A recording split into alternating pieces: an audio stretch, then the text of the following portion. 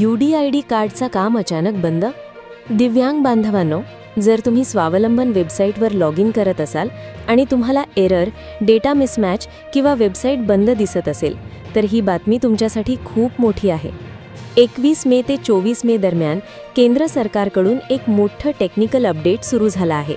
आता स्वावलंबन वेबसाईटचा संपूर्ण डेटा थेट राष्ट्रीय गव्हर्नमेंट क्लाउड सर्व्हरवर ट्रान्सफर केला जातोय. याचा अर्थ काय? पुढे वेबसाईट जास्त फास्ट चालेल, एरर आणि डेटा मिसमॅच कमी होणार, UDID कार्ड डाउनलोड, KYC आणि अपडेटची कामं होणार अधिक सोपी.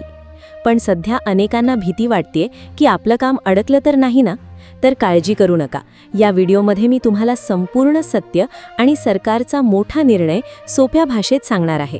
म्हणून व्हिडिओ शेवटपर्यंत नक्की बघा, कारण ही माहिती प्रत्येक दिव्यांग बांधवापर्यंत पोहोचणं खूप गरजेचं आहे.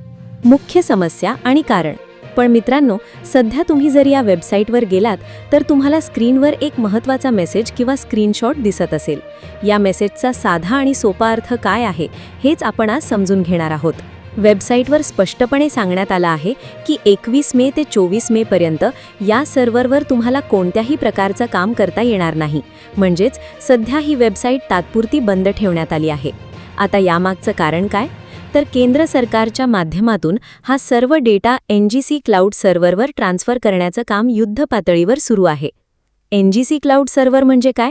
आता तुमच्या मनात प्रश्न आला असेल की हे NGC म्हणजे नक्की काय?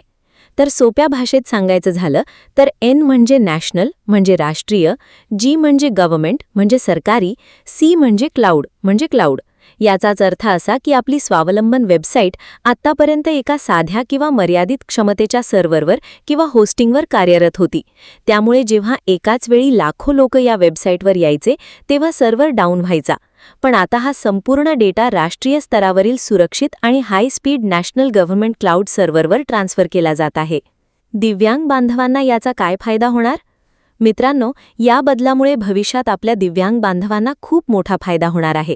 पूर्वी जेव्हा आपण फॉर्म भरायला जायचो तेव्हा बऱ्याचदा डेटा मिसमॅचचा एरर यायचा. कधी OTP येत नव्हता तर कधी पेज लोड होत नव्हतं.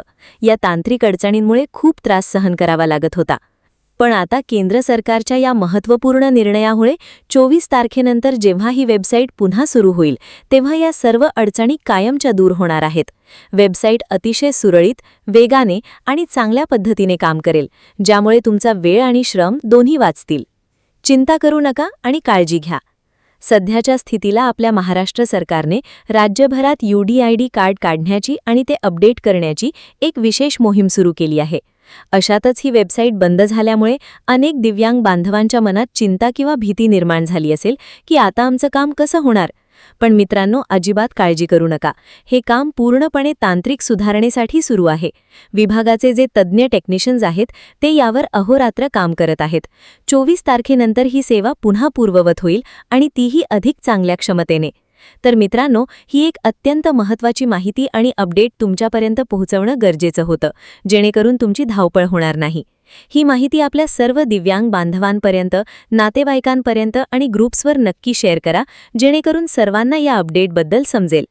तुम्हाला ही माहिती कशी वाटली हे कमेंट करून नक्की सांगा. व्हिडिओ आवडला असेल तर लाईक करा आणि आपल्या चॅनलला सबस्क्राईब करायला विसरू नका. भेटूया अशाच एका नवीन आणि इन्फॉर्मेटिव्ह व्हिडिओमध्ये.